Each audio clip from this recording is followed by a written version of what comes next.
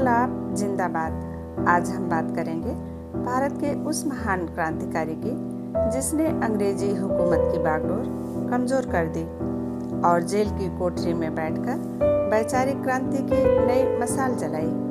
सरदार भगत सिंह जी की और उनकी कालजयी रचना मैं नास्तिक क्यों हूँ के पीछे की अनकही कहानी।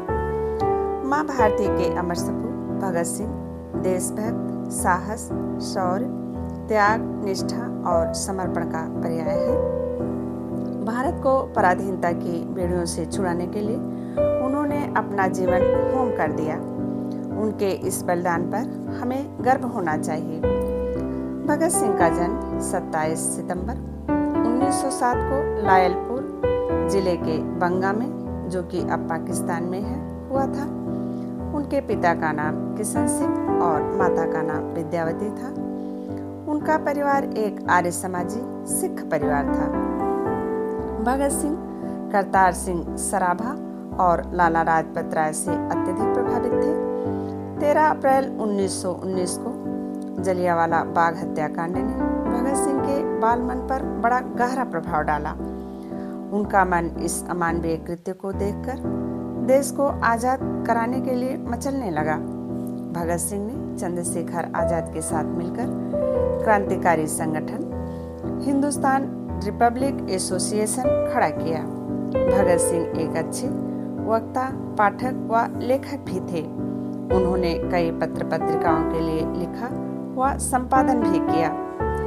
भगत सिंह ने राजगुरु के साथ मिलकर 17 दिसंबर 1928 को लाहौर में सहायक पुलिस अधीक्षक जेपी सैंडर्स को मारा था। इसमें चंद्रशेखर आजाद ने उनकी पूरी सहायता की थी। क्रांतिकारी साथी बटुकेश्वर दत्त के साथ मिलकर भगत सिंह ने सेंट्रल असेंबली में 8 अप्रैल 1929 को अंग्रेज सरकार को जगाने के लिए बम और पर्चे फेंके और फिर अपनी गिरफ्तारी भी दी। लाहौर षड्यंत्र मामले में भगत सिंह, सुखदेव और राजगुरु को फांसी की सजा सुनाई गई व बटुकेश्वर दत्त को आजीवन कारावास दिया गया। 23 मार्च 1931 ईस्वी को वह शाम तय से 11 घंटे पूर्व ही इन तीनों वीरों को लाहौर जेल में फांसी की सजा दे दी गई। फंदे को चूमते समय भगत सिंह के चेहरे पर मुस्कान और देश के प्रति प्रेम था।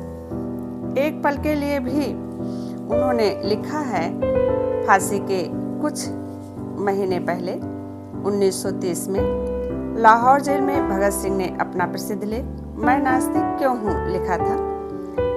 जेल में उनके एक साथी क्रांतिकारी बाबा रणधीर सिंह, जो बेहद धार्मिक थे, उन्होंने भगत सिंह को समझाया कि मौत के करीब होने पर ईश्वर को याद करना चाहिए। जब भगत सिंह नहीं माने तो बाबा रणधीर सिंह ने उन्हें टोकते हुए कहा, तुम अपने अहंकार की वजह से नास्तिक बने हुए हो। इसी अहंकार के आरोप का तार्किक जवाब देने के लिए भगत सिंह ने यह लेख लिखा था। भगत सिंह ने स्पष्ट किया कि उनकी नास्तिकता घमंड नहीं बल्कि तार्किक शक्ति पर आधारित है। भगत सिंह की पुस्तक मैं नास्तिक क्यों हूँ से कुछ अंश मैं आप लोगों के सामने व्यक्त करना चाहती हूँ। इसे ध्यान से सुनने का प्रयास कीजिएगा। एक पल के लिए भी मैंने कुछ अन्य चीजों की कीमत पर अपनी जिंदगी बचाने की कोशिश नहीं की।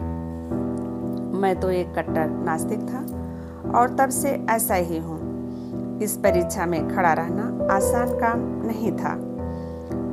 विश्वास मुश्किलों को सरल बनाता है, यहाँ तक कि उन्हें सुखद भी बना सकता है। भगवान में मनुष्य बहुत बड़ा मजबूत सांत्वना और समर्थन पा सकता है। उसके बिना आदमी को खुद पर निर्भर होना पड़ता है। तूफान और तेज लहरों के बीच अपने पैरों पर खड़ा होना बच्चों का खेल नहीं है। मैं किसी कारण के लिए अपने जीवन का बलिदान करने जा रहा हूँ। ईश्वर का मानने वाला हिंदू यह उम्मीद कर सकता है कि वह राजा के रूप में पुनर्जन्म लेगा। एक मुस्लिम या ईसाई स्वर्ग में विलासिता भोगने और उसे अपने कष्टों तथा बलिदानों के लिए मिलने वाले इनाम के सपने के रूप में देख सकता है। लेकिन मुझे क्या उम्मीद हो सकती है? मुझे पता है जिस समय रस्सी मेरी गर्दन में डाली जाएगी और मेरे पैरों के नीचे से फट्टे हटाए जाएंगे, वह अंतिम क्षण होगा। केवल वह अंतिम क्षण होगा। मैं या अधिक सटीक कहें तो मेरी आत्मा, जैसा कि तत्वमीमांसा की शब्दावली में व्याख्या की गई है, सब वहीं समाप्त हो जाएगा। आगे कुछ भी नहीं।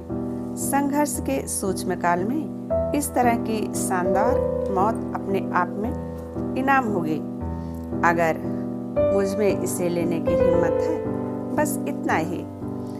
बिना किसी स्वार्थ उद्देश्य के यहाँ या उसके बाद सम्मानित होने की इच्छा के साथ बहुत ही निष्ठुरता से मैंने अपना जीवन स्वतंत्रता के लिए समर्पित किया है, क्योंकि मैं अन्यथा नहीं कर सकता था। जिस दिन हम इस मनोविज्ञान के साथ बहुत बड़ी संख्या में पुरुषों और महिलाओं को पाएंगे, मानव जाति की सेवा और पीड़ित मानवता की मुक्ति के अलावा किसी और चीज के लिए खुद को समर्पित नहीं कर सकते हैं, उस दिन स्वतंत्रता के युग की शुरुआत होगी। तो भाइयों एवं बहनों, ये पूरा का पूरा लेख मैं नास्तिक क्यों हूँ पुस्तक से लिया गया है भगत सिंह के बलिदान और उनकी महान पुस्तक की इस अनकही कहानी को दुनिया के सामने लाने के लिए मेरा एक छोटा सा प्रयास है।